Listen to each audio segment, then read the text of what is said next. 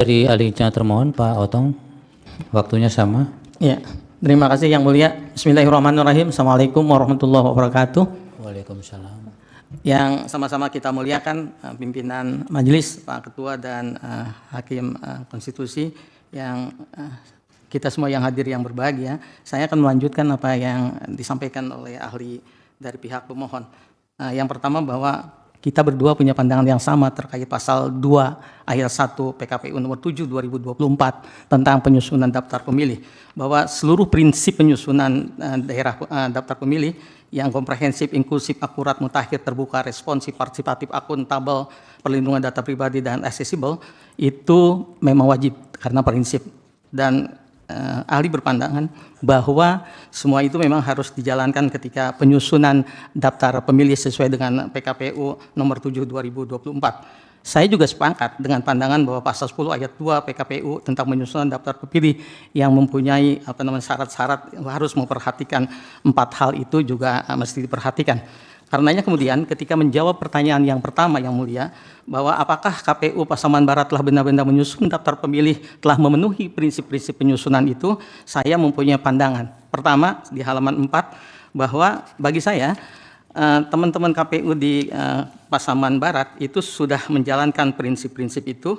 Karena apa? Karena seluruh rangkaian tahapan penyusunan daftar pemilih itu sudah disusun berdasarkan PKPU 7 2024. Dan yang terpenting adalah di bagian halaman 8, pandangan saya yang pendapat saya yang ke-11, bahwa ahli melihat bahwa PKPU 7 2024 tentang pemungutan daftar pemilih itu mempunyai mekanisme masukan dan tanggapan. Jadi di seluruh level itu ada masukan dan tanggapan. Di halaman 8 di poin 11 bagian 1, jadi 11 itu ada 10 poin. Yang pasal 22 di PKPU 7 2024 di level atau tingkatan PPS itu melakukan rekapitulasi data pemilih hasil pemutakhiran, kemudian dilakukan dalam rapat pleno terbuka. Siapa saja rapat pleno terbuka itu pesertanya? Yang pertama Pantarlih, kedua Panwas Kelurahan Desa atau PKD, di kita disebut dengan Panwas Nagari, kemudian saya perangkat pemerintah tingkat Nagari, dan yang keempat tim pasangan calon tingkat kelurahan. Di rapat pleno terbuka di pasal 22 itu disebutkan bahwa boleh diberikan masukan dan tanggapan jika terdapat kekeliruan. Itu di level PPS. Di pasal 24 di level PPK melakukan rekapitulasi daftar pemilih hasil pemutakhiran, dan itu dilakukan di rapat pleno terbuka pula yang dihadiri oleh PPS, Panwas Kecamatan, perangkat pemerintah tingkat kecamatan atau nama lain, dan tim pasangan calon di tingkat kecamatan.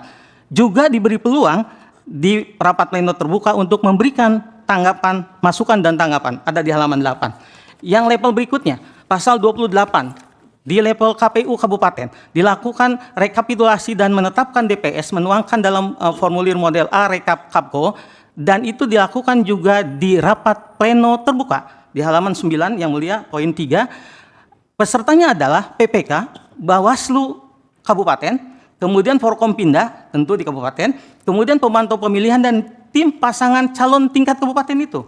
Peserta rapat pleno di sana pun dapat memberikan masukan dan tanggapan. Saya ingin sebentar melihat dulu.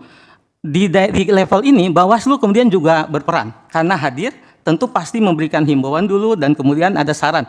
Di dalam konteks ini ada saran perbaikan dari Bawaslu. Nanti Bawaslu bisa menjelaskan. Mundur ke belakang tadi, ketika PPS ada rapat pleno dan dimungkinkan masukan tanggapan dari peserta yang salah satunya adalah tim pasangan calon itu, maka dalam kasus ini, dalam akuo, itu ada PPS-nya jumlahnya di 14 nagari. Yang disoal diminta untuk diperbaiki pendaftarannya dan kemudian dimintakan untuk PSU. Di 14 PPS ini tinggal dicek saja nanti oleh teman-teman semua apakah kemudian nanti saksi fakta bisa menjelaskan atau yang lainnya, apakah memang ada masukan atau tanggapan di 14 nagari atau 14 PPS sedang melakukan pleno itu. Begitupun kemudian ketika di level kabupaten, apakah di keseluruhan atau PPK dulu. Di PPK itu ada 4 PPK yang disoal. Apakah ketika di rapat pleno PPK itu ada masukan dan tanggapan? Ketika memang ada problem dalam pendaftaran pemilih dimaksud dalam akwa ini.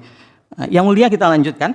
Kemudian di pasal 31 di level provinsi, ini kita bisa lanjutkan karena bukan dalam kasus kita ini. Pasal 34 kembali. Di pasal 34 ketika sudah ada DPS, maka kemudian ada penyampaian salinan rekapitulasi DPS per TPS. Kemudian diserahkan masing-masing ke PPS untuk diumumkan. PPS mengumumkan salinan DPS per TPS di papan pengumuman RT, RW, kantor nagari atau sebutan lain itu kantor nagari selama 10 hari. Nah, di sini juga ada selain itu juga di laman KPU, di aplikasi berbasis teknologi informasi dan pengumuman itu untuk mendapatkan lagi-lagi kata-katanya mendapat masukan dan tanggapan masyarakat dan atau pengawas pemilihan.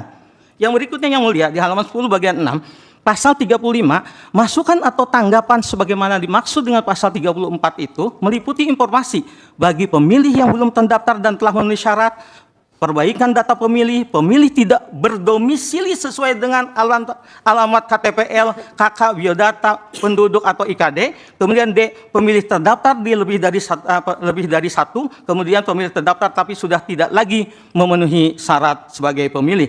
Masukan atau tanggapan disampaikan kepada PPS dengan menyerahkan syarat-syarat sebagai pemilih. Pada bagian lain di dalam keterangan saya jelaskan apa yang dimaksud dengan siapa pemilih dan syarat menjadi pemilih.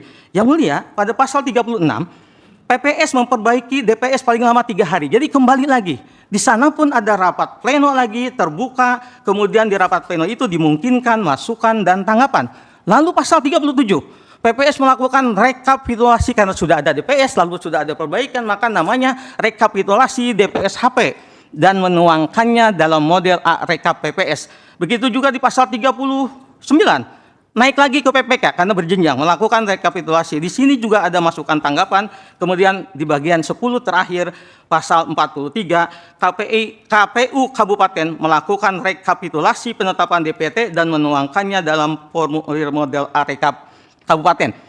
Rekapitulasi dan penetapan DPD dilakukan dalam rapat pleno terbuka, lagi-lagi pleno terbuka yang dihadiri oleh PPK, Bawaslu Kabupaten, Forkompinda, pemantau pemilihan dan atau tim pasangan calon kabupaten. Ya, waktunya sudah habis, Pak. Terima kasih, Yang Mulia. Akhirnya saya sampai pada kesimpulan Yang Mulia izinkan bahwa saya kemudian berpendapat merujuk pada pandangan ahli di atas, maka terhadap 2 pertanyaan yang baru saya jawab, 1, bahwa penyelesaian sengketa di pemilihan Bupati Pasaman Barat, ahli berpandangan bahwa KPU Pasaman Barat telah menjalankan penyusunan daftar pemilih memenuhi prinsip-prinsip penyusunan daftar pemilih sesuai dengan peraturan perundang-undangan.